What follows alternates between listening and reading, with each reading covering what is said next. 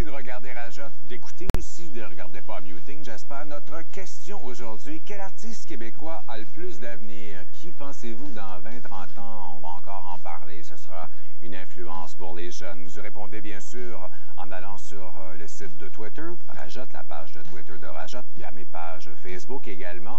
Et si vous avez des questions précises sur l'émission, vous allez simplement sur la page de Rajotte sur le site de Musique Plus.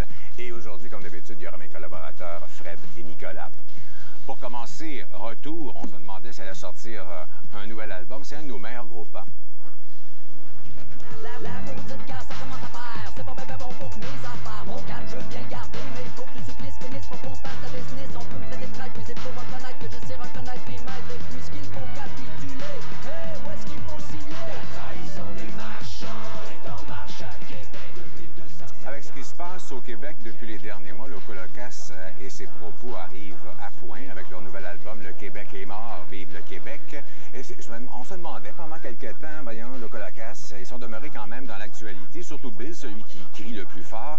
Et dès la première pièce, ça s'intitule « Oui, mais oui comme dans Wi-Fi ». Bien sûr, c'est dans la rue pour la démocratie, séparation du Québec, la ceinture fléchée, il y en a une d'ailleurs sur l'album.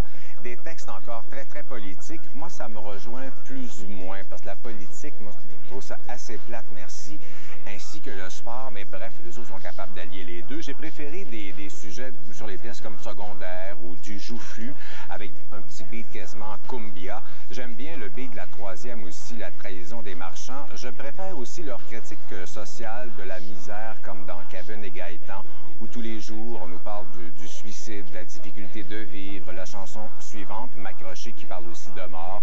Occupation double, qui incite au soulèvement. Le but, la chanson, ils ont décidé de mettre la chanson du hockey sur l'album, si vous l'aimiez.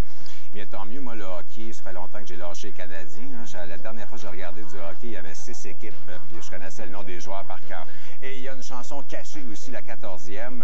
On dirait qu'ils n'ont pas mis de titre, comme s'ils avaient peur un petit peu. Mais j'ai donc aimé l'album. Je suis un peu moins surpris, mais c'est normal, on les connaît quand même. C'est Shafik qui signe la réalisation et les arrangements. Et c'est juste un petit peu dommage, il n'y a absolument rien des variantes plus modernes, contemporaines du hip-hop, électro, dubstep, mais ça leur tentait pas probablement d'aller faire un tour dans ce coin-là. Et il faut aimer la voix criarde de Biz parce qu'ils ne nous lâchent pas, c'est sûr et certain. Et ils ont réussi à améliorer, à moderniser le classique de Gilles Vigneault. Tout le monde est malheureux, donc voici un extrait. C'est un bon album, hein?